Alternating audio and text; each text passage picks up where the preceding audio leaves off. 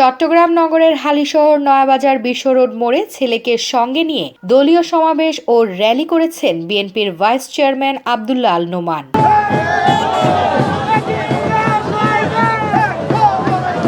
মঙ্গলবার বিকেলে বিজয় দিবস উপলক্ষে চট্টগ্রাম ১০ নির্বাচনী এলাকার বিএনপি এবং অঙ্গ সহযোগী সংগঠনের উদ্যোগে নগরের হালিশহর নয়াবাজার বিশ্ব রোড মোড়ে সমাবেশ অনুষ্ঠিত হয়। এতে প্রধান অতিথি ছিলেন বিএনপির কেন্দ্রীয় ভাইস চেয়ারম্যান আব্দুল্লাহ আল নোমান। এ সময় তার সঙ্গে ছিলেন ছেলে শিক্ষাবিদ ব্যারিস্টার সাইদ আল নোমান। বিজয় র্যালি সফল করার লক্ষ্যে আব্দুল্লাহ আল নোমানের কর্মী সমর্থকরা নগরের বিভিন্ন প্রান্ত থেকে দলে দলে যোগদান করেন।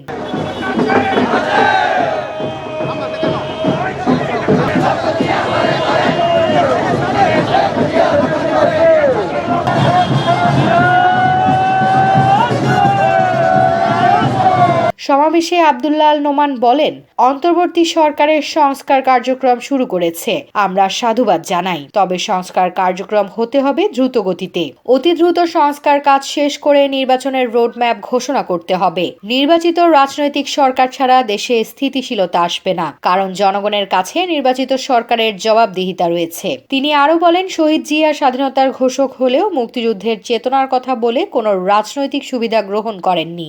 আওয়ামী লীগ মুক্তিযুদ্ধের ইতিহাসকে বিকৃত করেছে। মুক্তিযুদ্ধের চেতনার কথা বলে এবং মুক্তিযুদ্ধের কৃতিত্বের মিথ্যা দাবি করে রাজনৈতিক ফায়দা হাসিলের মাধ্যমে দুর্নীতি ও লুটপাট করেছে।